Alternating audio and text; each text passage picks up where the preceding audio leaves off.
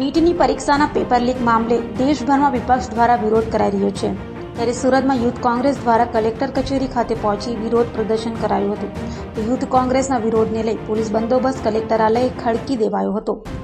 Doctor બનવા માટેની લેવાતી નીટની પરીક્ષાના પેપર લીક થયા બાદ દેશભરમાં વિરોધ કરાઈ રહ્યો છે। ત્યારે સુરતમાં યુથ કોંગ્રેસ દ્વારા વિરોધ પ્રદર્શન કરાયું હતું। યુથ કોંગ્રેસ દ્વારા સુરત કલેક્ટરની કચેરીએ પહોંચી વિરોધ પ્રદર્શન કરાયું હતું। તો નીટ મામલે વિરોધ કરવા ગુજરાત યુથ કોંગ્રેસના પ્રમુખ હરપાલસિંહ ચુડાસમા તથા ઇન્ડિયન યુથ કોંગ્રેસના રાષ્ટ્રીય મંત્રી પ્રદીપ સિંઘવીની આગેવાનીમાં યુથ કોંગ્રેસ દ્વારા વિરોધ પ્રદર્શન કરાયું હતું। તો યુથ કોંગ્રેસના વિરોધ પ્રદર્શનને લઈ કોઈ અનિચ્છનીય ઘટના ન બને તે માટે કલેક્ટર કચેરીને પોલીસ છાવણીમાં ફેરવી દેવાઈ હતી।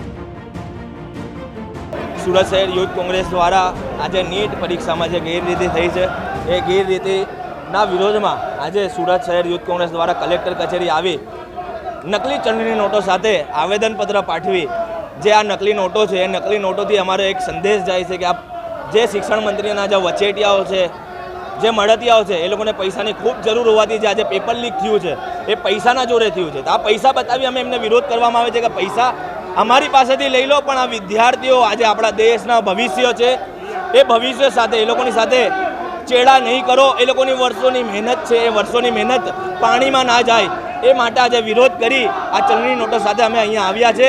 અને આ જે અમારા શિક્ષણ મંત્રી જે પ્રધાન છે એને એક મેસેજ પહોંચાડવા માંગીએ છીએ કે એનું રાજીનામું લેવામાં આવે। એ રાજીનામું નહીં આપે તો સુરત યુથ કોંગ્રેસ અને દેશભરમાં ઇન્ડિયન યુથ કોંગ્રેસ દ્વારા આનાથી આશ્ચર્યજનક કાર્યક્રમ વીર શહીદ ભગતસિંહના માર્ગે પણ આશ્ચર્યજનક પ્રોગ્રામ કરવામાં આવશે। જો આવનારા સમયમાં જો એનું રાજીનામું ના લેવામાં આવે, જો એને સસ્પેન્ડ ના કરવામાં આવે, આની પછાડી જેટલા સંડોવાયેલા હોય એ લોકોને જો સજા નહીં મળે તો યુથ કોંગ્રેસ શહેરમાં, રાજ્યોમાં, જિલ્લાઓમાં, તાલુકાઓમાં ઠેર ઠેર આવી તે જ આશ્ચર્યજનક પ્રોગ્રામ આપશે અને એનું રાજીનામું લેશે।